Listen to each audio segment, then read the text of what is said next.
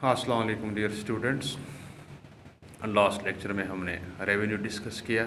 मुझे लगाता है कि अब आप जानते होंगे कि रेवेन्यू क्या होता है, ठीक है ना। और सिंपली याद रखना है कि revenue is the income that a producer gets from the sale of his output, ठीक है ना। एक प्रोड्यूसर का जो आउटपुट दिन में बिकता है, इन ए गिवन पीरियड ऑफ टाइम बिकता है, उससे जो इनकम उसको मिलती है दैट इज़ हिज रेवेन्यू, ठीक। तो रेवेन्यू में आपने देखा डिफरेंट कंसेप्ट्स होते हैं।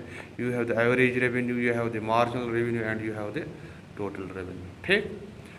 तो थोड़ा सा हमने देखा था कि हम average revenue, marginal revenue, total revenue कैसे गेन करते हैं, ठीक है ना। लेकिन let's today try to have a deep understanding of AR, MR and TR in the form of various relationships, ठीक। तो उससे पहले let's take a hypothetical table, ठीक है ना। एक टेबल, एक शेड्यूल लेंगे जिसमें आप ये क्लियरली अंडरस्टैंड करेंगे कि एवरेज रेवेन्यू AR, MR और TR में फ़र्क क्या है और रिलेशनशिप क्या है। देखिए, हमने एक टेबल लिया है, एक मार्केट लीजिए, इसमें हमने इतने सारे यूनिट्स सेल किए हैं एट डिफरेंट प्राइसेस। यहाँ हमारा प्राइस 10, 9, 8, 7 हमारा प्राइस फॉल हो रहा है।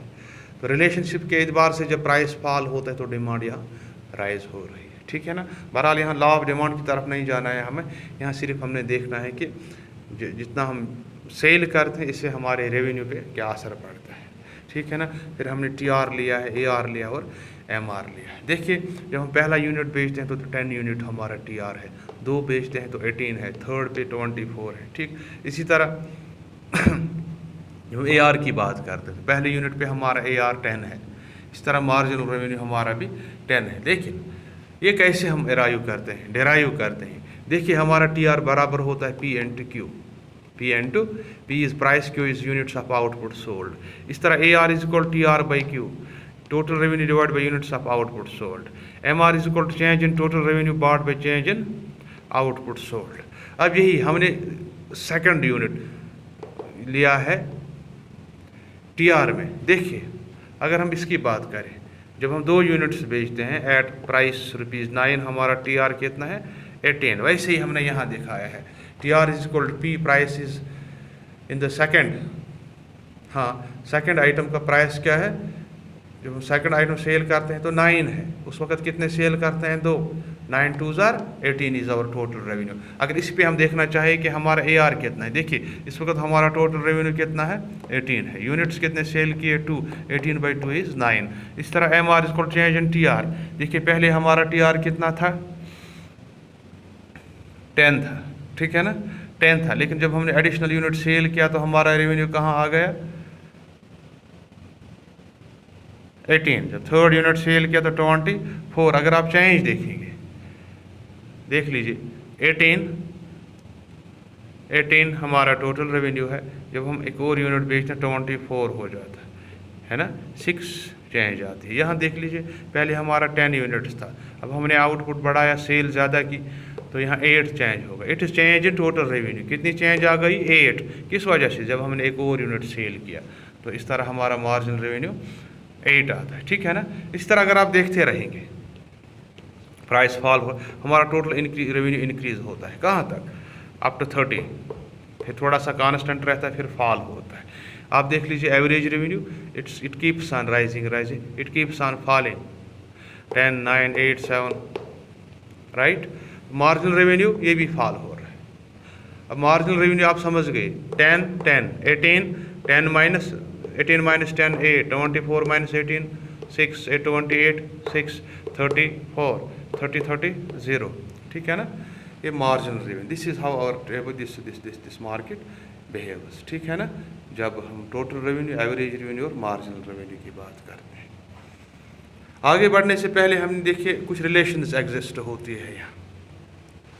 जो बेसिक चीज़ है, रिलेशनशिप हमें स्टडी करनी है, डिस्कस करनी है आज। TR is maximum and MR is 0। Total revenue maximum होता है कब, व्हेन MR इज़ ज़ीरो। इसका मतलब ये है, मैक्सिमम का मतलब ये है कि वहाँ से आगे हमारा टोटल रेवेन्यू इंक्रीज़ नहीं हो सकता है। रेवेन्यू की खूबी है, जितना हम सेल करेंगे इतना ये बढ़ेगा, लेकिन कब तक बढ़ता रहेगा ये? It will keep on rising until our marginal revenue is zero. That is when the additional unit we sell, when the last unit or the additional unit we sell, if that unit adds nothing to our total revenue, then our TR is maximum. आप देख लीजिए यहाँ table पे यहाँ हमारा TR कितना है? 30 है। फिर सेकंड यूनिट जब हम एक और एक्स्ट्रा यूनिट भेजते हैं तो यही 30 अगेन रहता है। क्यों रहता है? क्योंकि एक्चुअली वजह क्या है? क्योंकि जो हमारा मार्जिनल यूनिट है that has added nothing and total revenue does not change, remain as constant. It means that the additional unit which we have sold adds nothing. So इस तरह हम कह सकते हैं our total revenue is maximum, यानी जहाँ से ये करू स्लोप चेंज करती है तो मार्जिनल रेवेन्यू वहाँ ज़ीरो होता है, राइट। दूसरा है TR starts falling when MR is negative, zero. TR starts falling when MR is negative. What does that mean? दूसरा फीचर हमने लिखा है TR starts falling when MR is negative, ठीक है ना। कैसे? देख लीजिए यहाँ हमारा MR क्या है? -2।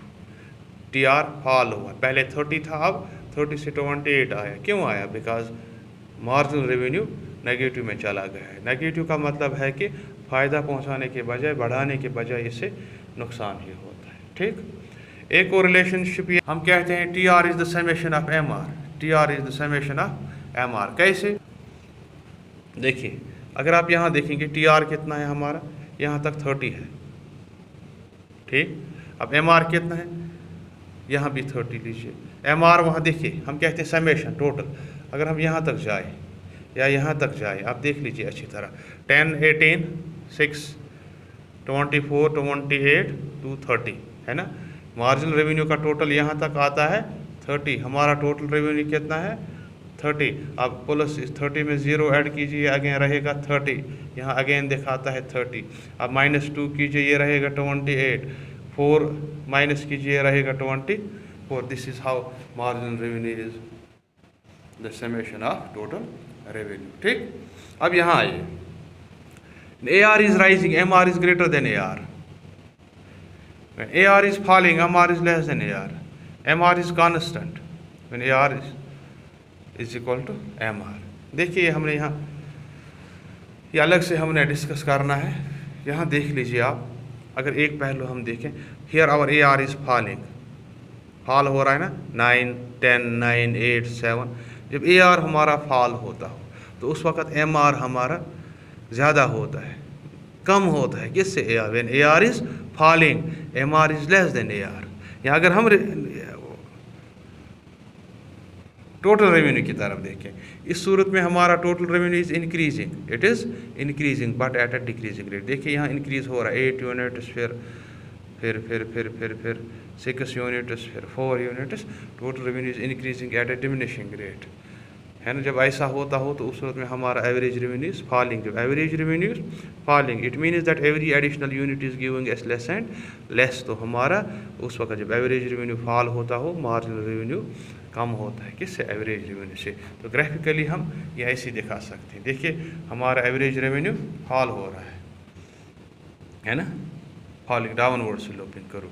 तो इस सूरत में हमारी जो MR करू है, it will be below the AR करू, below the AR curve. क्यों? Because when AR is falling, MR is less than AR. When AR is falling, MR is less than AR. फिर यहाँ आए, when AR is rising, MR is greater than AR. क्यों? क्योंकि इस वक्त MR करो एबो AR करो, ठीक। तो इसी तरह when AR is constant, that's it's rising at the same rate, तो उस वक्त AR बराबर होगा MR के बराबर। That's always equal to price under perfect competition, ठीक है ना। देखिए इस सूरत में total revenue will be increasing at an increasing rate, इस सूरत में total revenue is increasing at a diminishing rate, इस सूरत में total revenue is increasing at a constant rate, ठीक है ना। कैसे? होता है, इसके लिए हम कल एक और शेड्यूल डिस्कस करेंगे, ठीक है ना। तब तक के लिए ये काफ़ी है। हाँ, आप बुक्स पे देख लीजिए, स्टडी कीजिए, अगर कहीं पे कोई प्रॉब्लम हो तो कल मेरे साथ डिस्कस कीजिएगा, है ना। थैंक यू वेरी मच, आज के लिए काफ़ी है।